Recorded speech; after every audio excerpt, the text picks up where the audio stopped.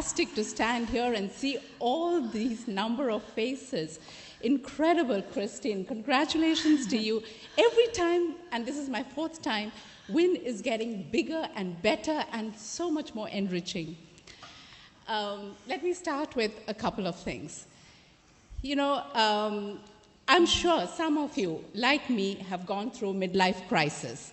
And don't smirk, those of you who haven't, because just as rhythm got us earlier, midlife crisis is also going to get you one of these days.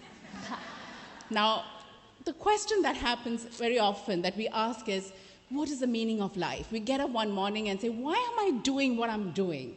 Where am I going? What is happening? This doesn't make any sense anymore. So we ask ourselves, what is the meaning of life? And I feel asking this question is really looking at life through the wrong end of the telescope. Because let's face one thing, all of us have one thing in common. We share the gift of life. It's nothing short of a miracle that each one of us have been born. And therefore the question to ask is, how can I repay this gift of life? How can I justify my existence? And the exciting thing is that today, as we are buffeted by all kinds of changes that are happening in the world, we can also impact these changes because of who we are.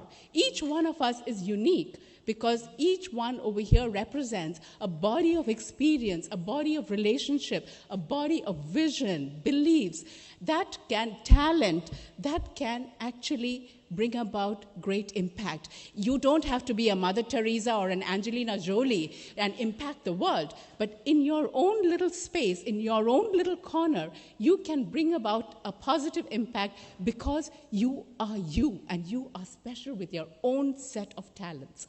And that is what I'm going to now talk about, these 5 big areas that are going to impact, whether you like it or not, they're going to impact us.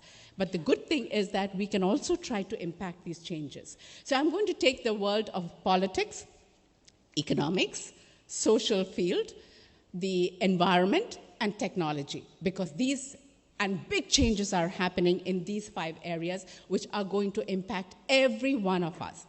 So let's take politics. The single biggest issue that is happening around the world today is a lack of trust between the people and their politicians. And I want to introduce you to a guy called Jimmy Morales, who was born extremely poor in Guatemala, and when he was a child, he made his ends meet by selling used clothes and bananas. He went on to become a great TV comedian, taking on all kinds of ridiculous roles as a drunk, as a spy, as a ridiculous-looking Socrates wearing toga. But you know what the surprising thing was? In the recent Guatemala elections, this man won a record number of votes. And what was his qualification? That he was not a traditional politician. And this has been happening around the world in different countries where people are getting voted and elected because they don't represent traditional politics, the old guard. This also explains why Donald Trump today is getting more popular in the American elections, which belies so many people that they couldn't believe he could be doing so well. Why? Because there is this fact that people are just fed up with traditional politicians. And the main reason that has contributed to this lack of trust is the fact of corruption around the world. It's not a phenomenon confined to one part of the world.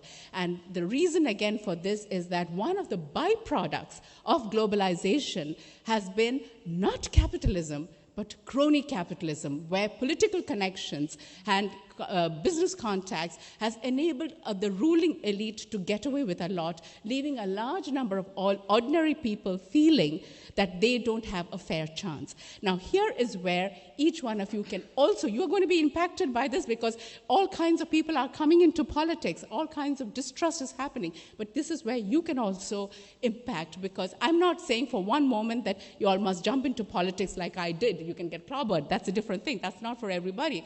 But you can impact the discussions that are happening. You can exercise your vote. You can bring in your thoughts and your experiences on what is the right way, what are the kind of topics that your societies should be taking by taking an active interest in politics, because there is nothing more than politics that actually impact us.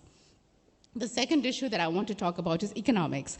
In economics, the biggest trend that I want to focus on today is the wealth disparity. Across the world, there is this growing income inequality. In the old days, it used to be the rich countries versus the poor countries, but now you have another phenomenon, which is the growth of disparity within countries. So within the United States, within India, within China, is this growing disparity.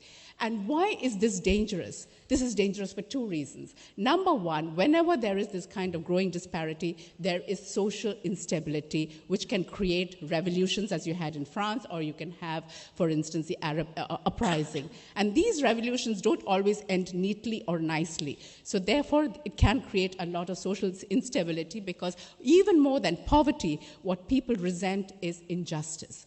The second reason why disparity is not sustainable and is threatening is because of the economic shocks that it can induce. Research has shown that whenever disparity grows beyond a certain level, there will be economic shocks. So for instance, in 1928, the wealth disparity was extremely high, which is why you had the depression, the Great Depression in 1929. I still remember when I was in Shanghai addressing a women's forum in May of 2008, I was going on and on about wealth disparity and how this is, because in 2008, the wealth disparity levels had equaled the kind of disparity that we saw in 1928.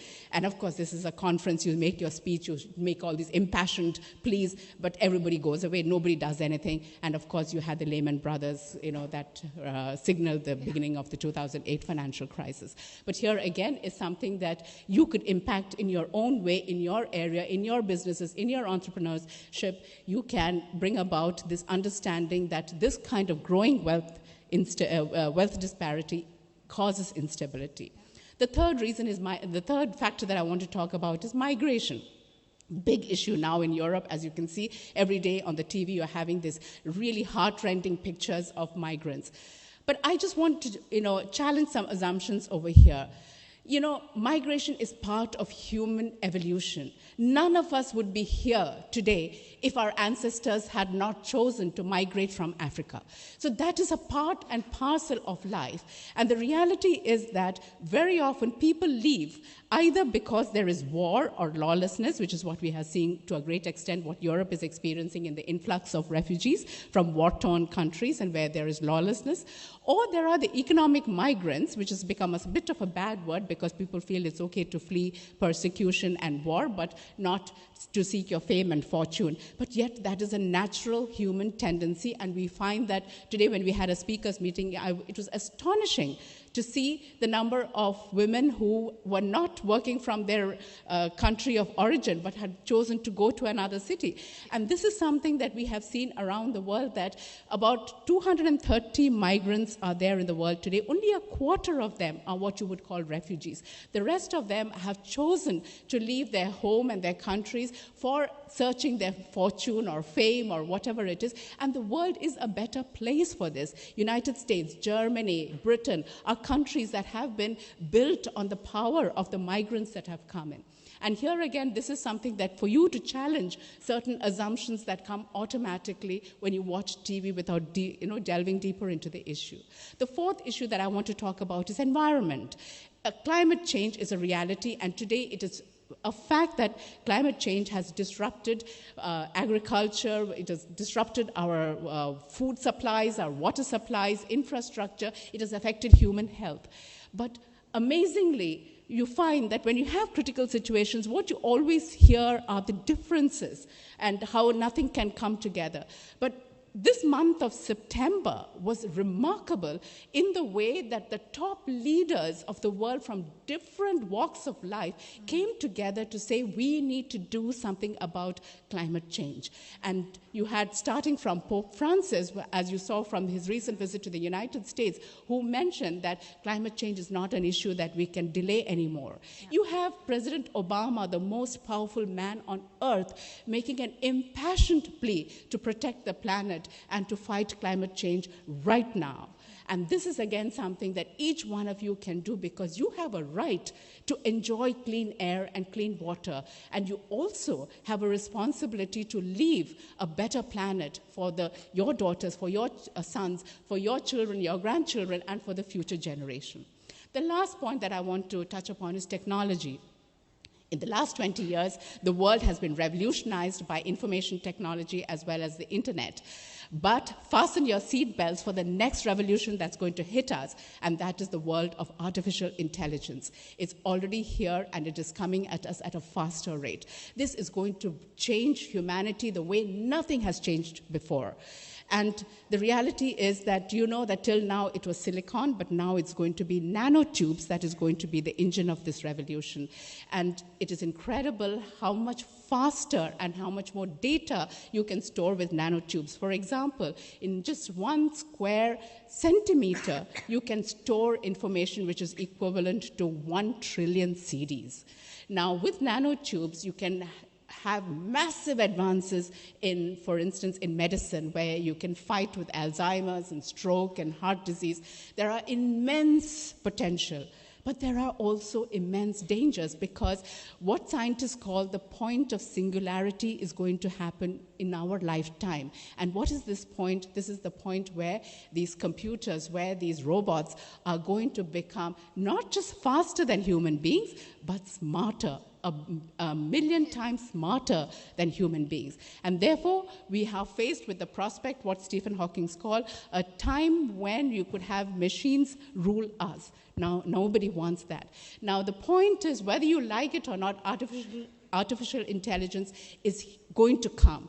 The point is, you can't stop it, but the important thing is to put safeguards in place so that we are not faced with a situation where the robots that are so much smarter than us decide that we are a burden on this planet. After all, we need vacation and we need money. They don't need any of this, and they get rid of us. And these are not simple or doomsday scenarios. These are dangers that the scientists are actually battling with.